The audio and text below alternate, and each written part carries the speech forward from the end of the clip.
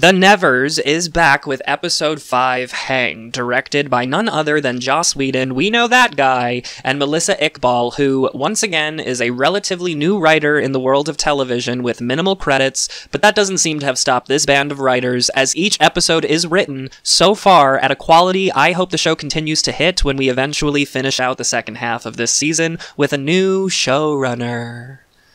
The episode opens with a very quick shot of the glowing ball the Doctor and Lavinia have been digging up, and it's cracking. Shit is definitely going to fall out of this thing, and I am so here for it. I cannot wait to see what it is. Just like last week with Mary's funeral scene being intercut with other moments happening in the world, we have Amalia and Horatio getting it on, which... there were a few people in my life telling me they thought Horatio and Amalia were having an affair or had an affair based on their previous conversations, and I argued with them so hard, but it turns out I was wrong, and I can admit my mistakes. This is played over and during a few different scenes, most notably the judge sentencing Malady to public hanging for her crimes, heinous and unrepentant malfeasance, the touched around the orphanage reacting to the news, Effie Boyle writing her articles on Malady and how public execution is not justice but a sport, Desiree interviewing Nimble, and Penance contemplating something unknown to the viewer. I think that these moments work really well and feel sort of just like an orchestra before the beginning of a play. It draws you into the episode you're about to watch, sets the tone, and updates you on a few key moments, most notably Nimble's arrival at the orphanage and Malady's sentencing. We then cut to the evil patriarchal men of Parliament and learn 5 important things. 1. All the members of Parliament were in on Mary's murder, not just Mason. 2. The members of Parliament are aware of the cyborg men working with the non-orphanage and Doctor, but don't know the creator of these cyborgs. I still think that Mason does, and they are generally fearful of electricity. 3. The execution is being made public to send an overall message to the people of London. 4. Malady thrives off pain, and it makes her stronger. 5. The touched are now expected to wear pink blue bows out in public to identify themselves, and it's a law. This is the first time I have been interested in these guys in a room together, and it's because, get this, there is conflict. One of the members, Prince Alberton, who is also related to the king distantly, is horrified by the treatment of Malady and thinks the public execution is barbaric. They argue about the positives and negatives, and it's just generally a really good conversation. I actually found myself saying, hey, I like this Alberton guy for the jackass that he is. Obviously, the other members don't like him, as they think he is sympathetic to the touched as a whole. Penance and True are discussing the best ways to dig down to the Galanthe. But before we take off with the rest of this episode, I have to comment on what I've heard a lot of people talking about in regards to this episode being disjointed.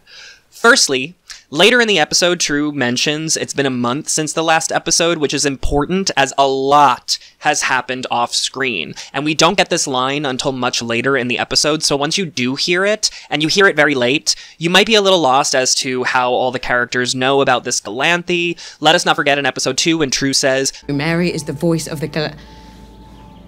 So if you were hyper-aware like I am and a serious geek, you wouldn't have been as taken back by the casual name drop as others seem to be. Now, I'm not someone that needs to see everything play out on screen, personally. Sort of like a monster movie, if you don't show the monster, it has the potential to be even scarier than seeing it as a person's imagination, and creation is way more effective and scarier than any one variation of said monster. Or sort of like reading a horror novel versus seeing a movie adaptation. Most people would say a book is way more frightening because of the imagination angle, so kinda in the same way my brain naturally fills in the blanks. Last episode ended with Harriet asking, who do we need to find? And I can naturally put 2 and 2 together that True explained that this is a thing called the Galanthe and that it's important, but maybe didn't tell them why it was important. That's a little bit unclear. I can also assume Nimble came and joined the Touched, mostly for being interested in Annie, although I agree that that character moment happened really quickly, and it's something I would have liked to have seen. If we have any Battlestar Galactica fans watching, that show takes the same approach to the passage of time like this episode does. However, it is more consistent in Battlestar. Real quickly, Battlestar will do this thing where it wants to feel like you're only tuning into these people's lives every few weeks or every week with the passage of time in between each episode. So sometimes an episode will start and two characters will be having sex that we only briefly got a flirtation scene of the episode before, and if you blinked, you would literally miss it. So maybe it's because I'm used to shows like that, or I'm someone that doesn't need every single moment explained and laid out to me as my imagination fills in the blanks for me. Alternatively, the episode after this is totally going to show the other half of the story that you miss out on in this episode, specifically True's mission, that we don't get to see in this one, and it has the potential to go back to that moment when Harriet translated the song for True and show what True told the Touched, how Nimble arrived, and everything else we are missing. Just like how this episode changes things once you get to the reveal at the end, next episode has the potential to do the same thing, and the choice to keep certain events secret might have been essential to the development of the story, so I'm not so quick to judge this episode being disjointed until I see the whole thing play out. Like I was upset Melody was captured so easily last episode, only to have this episode fix that in a way that was obviously planned, so I have faith. This episode also suffered a production halt because of COVID, so that might also explain the disjointed nature, but in short, I'm a smart boy, an active viewer, and I actually prefer to fill in the blanks myself to an extent, and this episode didn't hit that extent, so it doesn't bother me as much as people that really need everything mapped out for them, and that's totally cool if you do too. That's just two different styles. The two women decide where they're going to dig to get to the Galanthe, and True, just like when she told Penance she invented the amplifier, now just casually drops X-ray. I think True definitely at least has seen the future. Whether she is from there or not is still up in the air, but the way she casually states you X-rayed the city sort of leads me to believe, added together with the amplifier moment, that when True says this stuff, it's more like, wow, Penance, you're the one that invented all these things in history, and sort of gets a kick out of it, like she finds it funny and interesting. Horatio and True are back to getting it on, and True admits that she's scared to see the Galanthe. Horatio dropping this name insinuates at this point that she's told him about it, and Horatio says, maybe the Galanthe can heal us, and this leads to a brief argument about how True thinks it's insane that Horatio wants healing for their affair that he considers a sin when there are people out there literally murdering women. The argument is brief, and they keep having sex anyway, and the back and forth between these two is great in this scene, and the overly casual nature of what they're talking about actually plays against the overall tone of mysterious mystery, and in effect actually helps the overall mysterious nature of what they're talking about. They're murdering women, but this is a sin. Lavinia and the Doctor Man are sitting with the Galanthe egg, or what I am pretty positive is the Galanthe egg thing. Lavinia thinks it is a work of evil and that they should destroy it before it cracks more, and Dennis O'Hare is like, nah, it's cool, even if the devil is inside, it's no match for you, Lavinia. They discuss the execution and the heightened state of the people in the city. This scene is cool because as the conversation is playing out, the Galanthe orb thing is pulsing with bright light, and they have to cover their eyes with goggles intermittently, so it continually gives this scene movement and pauses when there needs to be pauses. Either the Doctor is screaming, "Goggles!" or he's covering Lavinia's eyes for her, and then he finally is the only one to look directly at the light as the scene finishes and the egg pulses. Does anyone think it is at all possible that Lavinia is upset that she wasn't chosen to be touched? She's disabled, right? And maybe her impetus for digging up this thing is because she thinks it may make her touched and heal her?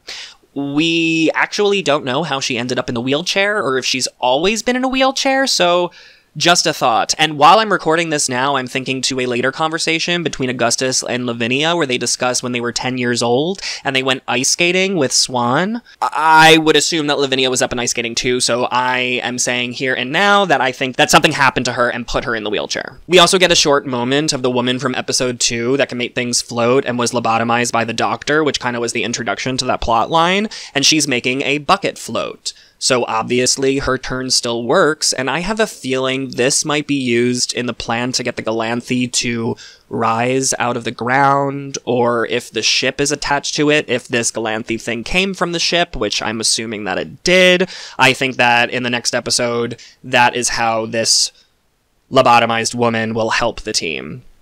Back at the orphanage, we see Annie and Nimble sparring, Desiree and Little Primrose reading Effie's article, and a very short moment where Harriet is walking behind Anil, yelling at him, telling him it's great that he's leaving, as well, he leaves.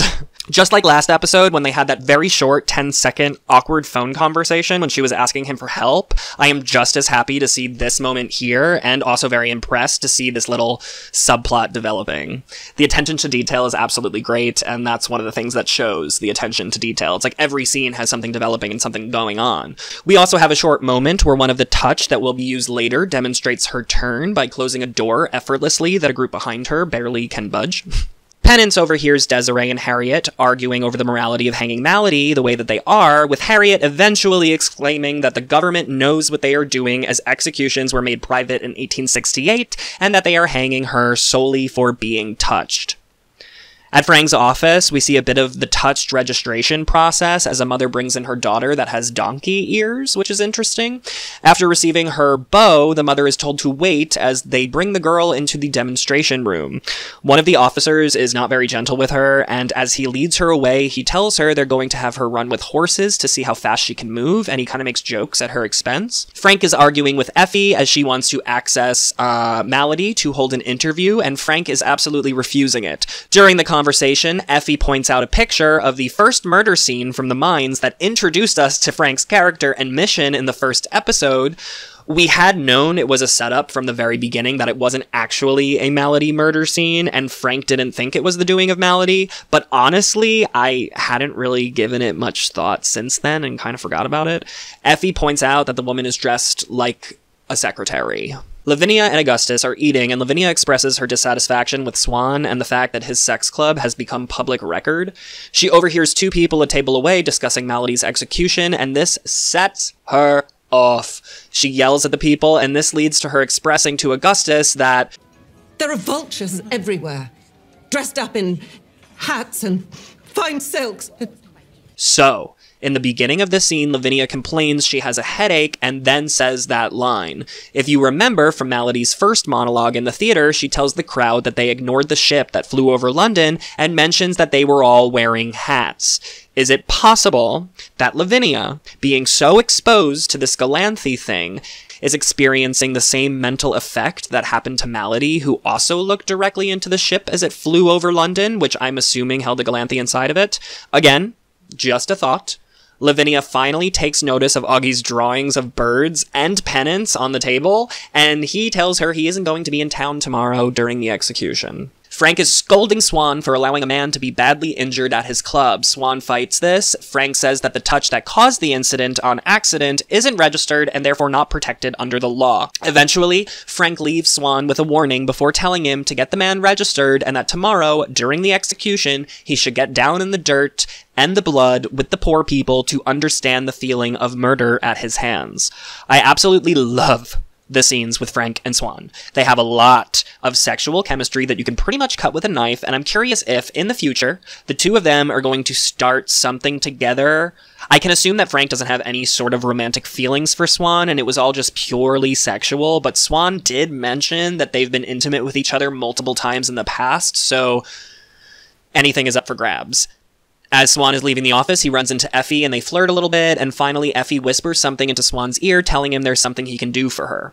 I will say that whatever she said to Swan was not made clear at all in this episode, but I have my theories, which we'll get to later. Or at least I have my theories until I rewatched this scene and realized Swan's actions later in the episode. Penance is bathing, and this is definitely my favorite moment of this episode in regards to the cinematography. We see that she has all these marks on her back, which originally I thought were scars of some sort, but then I realized it is the markings on her from having to wear a corset pretty much all the time, and the camera is sort of floating behind her, going in and out between the clothing around her, and it's very voyeuristic, actually. So you're shocked to see these marks on her body, but you never get a good enough look at it due to the way the camera is dancing with the clothing in front of it. The interesting part about the cinematography in regards to Penance is that she has filmed like this a couple of other times in the same episode with the sense of, like, peeking in somewhere that we don't belong. Augie ends up coming into the room, and the entire moment is as adorable as you'd expect from these two. She thinks he was peering at her by way of bird through the window, and he tells her he didn't even know she was bathing and that he stopped by for the meeting with the touched. Penance expresses to him that she feels as though sin is in bloom, and she feels uncomfortable with a lot of what is going on in the world currently. True interrupts. Am I interrupting? Yes, please. And Penance shows off the drill she's built for the mission to get under the city. It breaks during the demonstration, and it's a cute, funny moment between the three of them. The most important moment is probably when Augustus mentions his part of the plan to get down to the Galanthe is to make the birds a distraction for the drilling, and that he knows the name, but he's not sure what it is exactly. True says they'll find answers, among a lot of other things, but mostly she just pretty much says they'll find hope. I really wish, truly, that we were treated to the scene when True tells Augustus she knows about his turn and how he reacted to someone besides Penance finding out, but based on the way that he is in this episode, we can assume that he was pretty alright with it. Mason goes to see the Beggar King and bribes him with money to stir up just enough chaos, as if London is to be saved from chaos, it needs to see chaos. But he doesn't want the men he works with to think things are out of the natural order and peace, so he really gives him a mission for the ages. Penance and True have a conversation on the stairs, and once again this is a moment where the camera is peering through something, in this case the stair banisters. Penance is having doubts that her inventions could be used for evil, and feels like forgiveness for people is in short supply, specifically in regards to Lucy and her betrayal and banishment from London last episode. True tries to comfort Penance by saying the Galanthe will know her heart, but before she can finish, they are cut short from a knock on the door. They go outside and see that the people of London have tied a large amount of small nooses outside their front door. This pisses True off. Melody is sitting in her jail cell, and she is singing this beautiful song softly as we see shots of Penance finishing her work on the drill. It's honestly a gorgeous sounding tune, and the lyrics tell a story of one person that remembers an event when everyone else forgets, which is something Melody has been repeating about herself since pretty much the beginning of the show. And all the rest forget, but one remembers yet. Penance stayed up working all night on the drill, and when True comes to see her, Penance expresses that instead of going to the Galanthe, she is going to save Melody from execution. True says it's a mercy killing of a genuine threat, but Penance feels too guilty about letting it happen as she feels her death is unjust. The writing here manages to balance a very heated conversation that could easily have a viewer siding with one or the other, making one character look like the bad guy, for example. But because the two of them keep saying jokes throughout the entire argument, it lightens the mood and manages to keep the argument somewhat balanced. You definitely understand both sides and don't hold judgment in regards to either. It's like watching your parents fight, and it hurt my heart. Penance asks True if the Galanthe could heal Sarah, the previous name for Melody we learned in episode 2, and True says some things you can't come back from. It is still very unclear if True explained to Penance what happened with Sarah, Melody, since episode 2, and I think this confirms that True did tell her about her, but maybe not the entire story. It is also unclear if Penance was aware of this Sarah before she became Melody. Penance also says the fate of the world is determined by the present, and isn't that why True is there? To which True says, I still don't know why I'm here. True says she's still going down to the Galanthe today, and Penance decides she's going to save Melody, and the two go out into the courtyard of the orphanage to see who wants to join from the touched on which part of the mission. It's done in a respectful way by the two of them, and I understand both of their justifications. Harriet, Desiree, and Nimble go with Penance, while mostly everyone else goes with True. We also have a really awesome scene where little Primrose stands up and says that she loves them both, but she doesn't think that anyone should do anything, and it's very, very cute. True does state in this scene that she's been vague about telling everyone what the Galanthe is when she is trying to kind of pitch her mission to everyone, and this also gives us a clue into what information True has shared with the group, and it does not seem like much besides, this is what Mary's song said, and this is who it's from. So judging by how the touched and, these people react to the song and how it makes them feel, I think that's all the convincing they probably need, since they can literally feel the message inside of them and probably know that it's something important. So let us not forget that a lot of them have heard the words of the Galanthe, or should I say felt the words of the Galanthe, so they do understand the importance of it, which is also the reason that their numbers have pretty much doubled since Mary sang. The Asian woman touched, have they said her name, by the way? I don't know if they have, is told by True to go with Penance to take care of her, as she is probably the only other touched as strong as True is.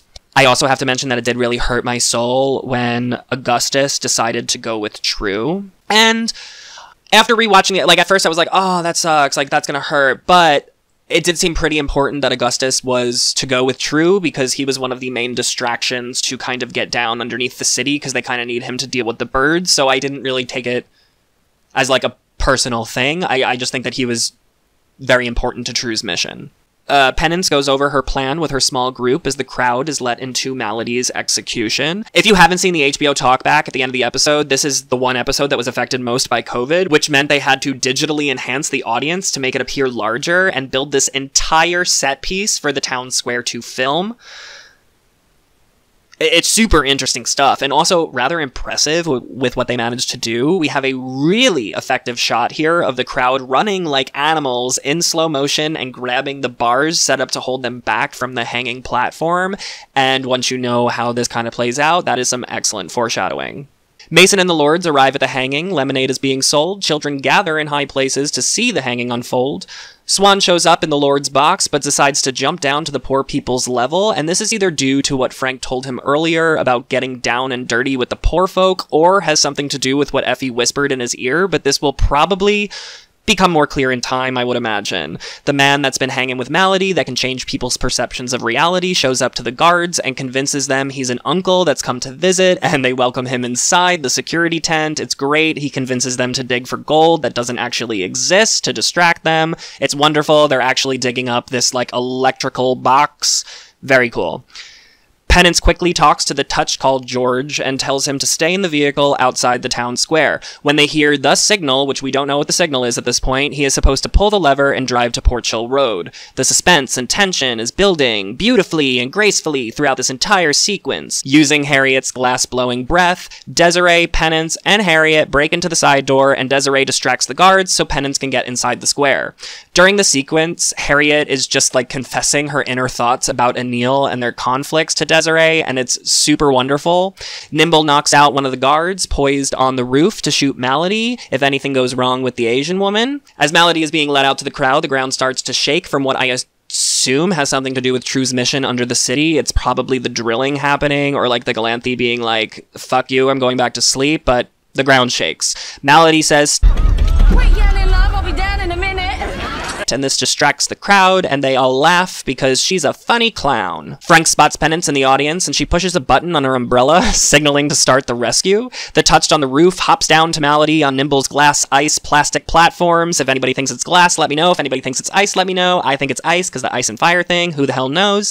One of the guards attempts to shoot Nimble, and he misses the last platform, causing the one touch to fall a few feet onto the staircase below Melody. Seeing all of this, Melody quickly pulls the lever to release the trap door and dives to her death, hanging herself. The crowd gasps. Now, this is such an anticlimax, but, like, in the best way, kind of in the way Joffrey choking on his birthday cake kind of felt. It happens so quickly, much more quickly than I expected, and extremely casually. Props to the stunt double for pulling off such a good hanging scene, because that looks like it hurt. And immediately, I had no idea what was going to happen, and was now, as they say, on the edge of my fucking seat. Penance says she didn't want to be rescued, and Frank says no, she wanted an audience and for people to see, and that he now thinks she's planning to kill everyone that came to see her die. Penance senses with her electrical powers the electrical wires underneath the ground leading to the metal banisters at the front row of the hanging, and figures out the wires are leading to the security tent. The henchman inside flips a switch and sends electricity through the metal railing the audience has been holding on to, electrocuting and crispifying anyone in contact with it as Frank tries to get people off of it, knocking them around, getting them off. They're all dying. It's gruesome. It's fun. Love it. Nimble screams to George not to touch the lever as everything has turned to absolute chaos. Penance manages to disconnect the power lines from the source and electrocutes herself a bit in the process, but don't worry, my bitch is fine. Swan, caught in the middle of the chaos, gets his head slammed into the side of the wall. When I originally saw it, I was like, oh, maybe, like, Effie kind of, like, did something to Swan's brain, but now I do kind of sit on the side of the fence that Frank made Swan feel guilty about being so rich that Swan is trying to kind of, like, experience, you know, how the other half lives. Effie Boyle stands and watches in absolute horror as the crowd runs and panics around her. The crowd, having been locked inside to keep the audience smaller, tries to get out, but is blocked by the barricades. Desiree escapes through the door Harriet, Penance, and her got in through earlier, but gets separated from Harriet. Harriet, using a lot of energy, it seems, because she's like out of breath after this, blows the entire door into glass. The crowd catches up behind her and forcefully pushes Harriet and themselves into the glass. It bursts, sending Harriet to the floor as the crowd tramples over her and pushes her down into her own glass shards. None other than Effie Boyle jumps onto Harriet and pulls her from the crowd to Desiree, not sticking around long enough to even be noticed by anyone in the chaos. The Beggar King's men start lighting small piles of rubble on fire and running around screaming with the rest of the crowd, you know, adding to the chaos like Mason wanted. Frank watches as they clear away Melody's body and a shoe falls from her foot, and he notices something. He notices that the foot has no toes on it.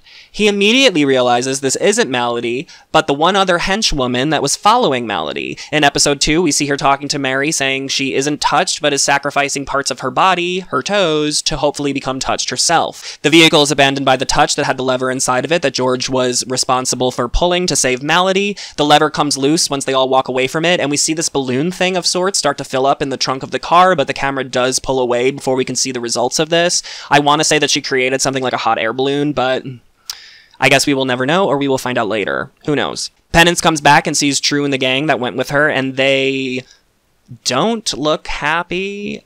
I don't know, maybe that's the face of a job well done, and I'm just reading it wrong. I don't know. True says it went all right, but she definitely does not look happy. Somebody convince me otherwise. Frank heads back to the office to put the pieces together in a scene worthy enough to play the theme song that should be used for all twists of this nature.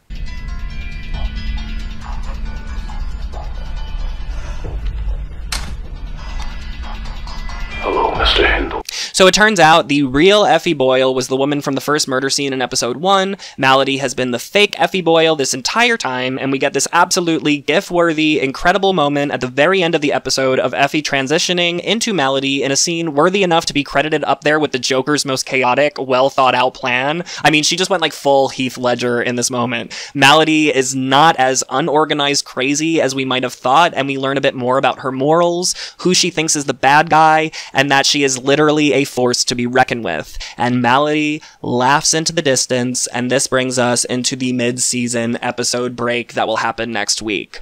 Now, I know what you all are thinking. Why the hell did you title this video the one that you titled it? What do you mean by disjointed? Well, the reason I picked the word disjointed is because that is all I hear from people on the internet in regards to this episode, and I wanted to, like, see just how disjointed it is. Now, I do agree that there are things that I would have liked to have seen play out on screen in front of me, but like I said, honestly, if you just use a bit of imagination, like the scene that you can make in your brain totally, like, kind of outdoes any scene that they would manage to do, like, in front of me. Like, it's just as good.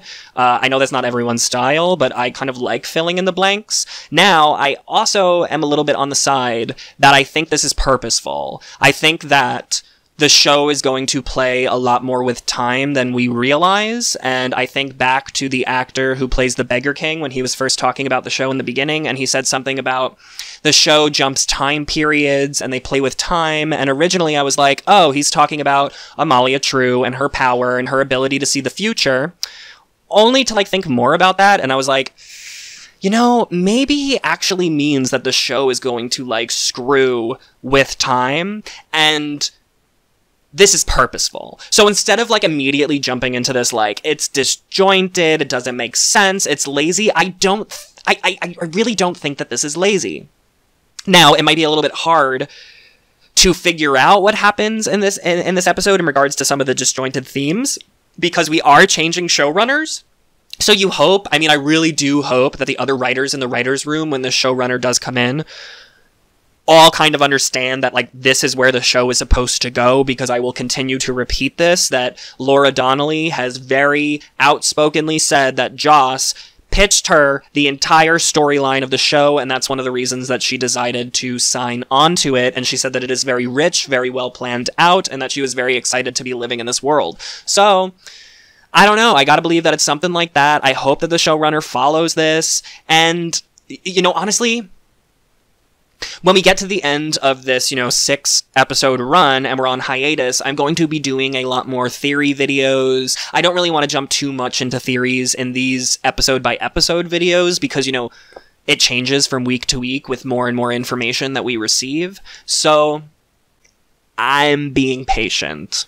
Anyway, thank you all for watching. If you enjoy my videos, please make sure to subscribe to my channel, maybe give me a like, it helps things out a lot, and maybe give me a comment about what you would like to see in later videos, in later episodes. I'm always looking for critiques, so please don't be shy and tell me anything you'd like me to change. Alright, I will see you all next week for, I don't know, are we calling this a mid-season finale? Is that what they're doing? I don't know, are we calling it a finale? I don't know. Do we know how long it's going to be before the next 6 episodes? Because I don't know if I can wait that long. Depends on how the next one ends. I don't know, guys. I'm really excited, and I can't wait to keep this conversation going with you all.